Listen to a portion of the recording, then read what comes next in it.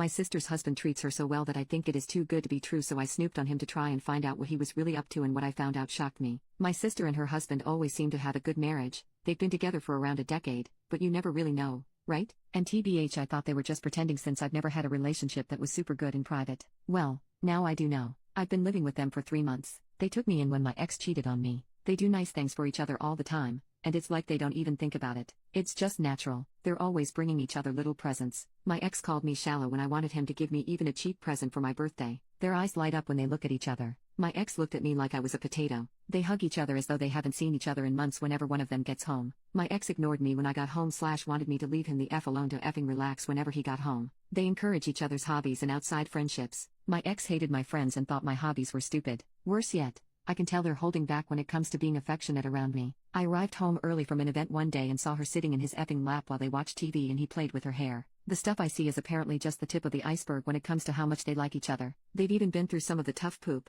deaths, miscarriage, job losses, that can tear couples apart, but they made it through just fine, I guess. I honestly didn't think relationships like this were real. I thought it was Hallmark bullshit and that all relationships are miserable, hard work once you get past the honeymoon stage. I couldn't believe it, so I snooped on her husband, Max. It turns out his private communications are fine. He had conversations with female friends, but they were only platonic, and he even talked about how much he loves my sister, Sandra. Anyway, I felt extremely guilty about snooping that I confessed. They forgave me. My sister took me out for the day without Max and told me she'd been in crappy relationships before Max, which I already knew, and that she thinks they helped her learn how to spot red flags so that she'd be available when the right person for her finally came along. She's also gone to therapy for a long time, and she says it helped her learn how to make healthy relationship choices / be a good partner. Max and Sandra offered to pay for me to get therapy. My insurance isn't great, so that's nice. I just want to find something like what they have. There's a silver lining though, I guess. Now that I know this kind of relationship isn't a childish fantasy, I don't think I'll ever be able to put up with somebody like my ex again.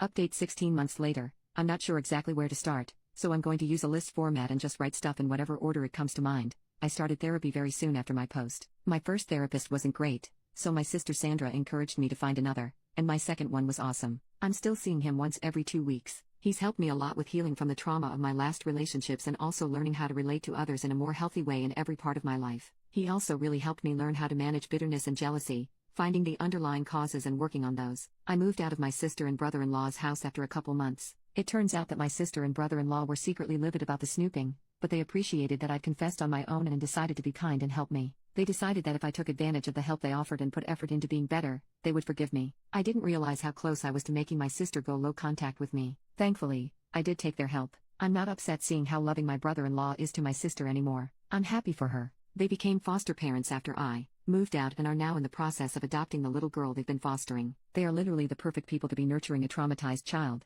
They're doing so great, and the little girl, Maddie, is doing so much better than when she was first placed with them. She's an amazing girl, and she and my sister plus brother-in-law are so lucky they've all found each other. I've been single the whole time. That was on purpose. A few months ago, though, I determined that I'd be open to dating again. I didn't want to actively do anything, no dating sites, but I decided I wouldn't purposely avoid dating anymore. A week ago, a guy I became friends with at an animal shelter I started volunteering at about 6 months ago asked me out. I said yes. Our first date was great. He's very kind. He's the guy you go to if you need to calm down a traumatized, terrified animal. He cleans diarrhea-coated animal carriers without any complaint. My sister approves of him. He's very funny, too.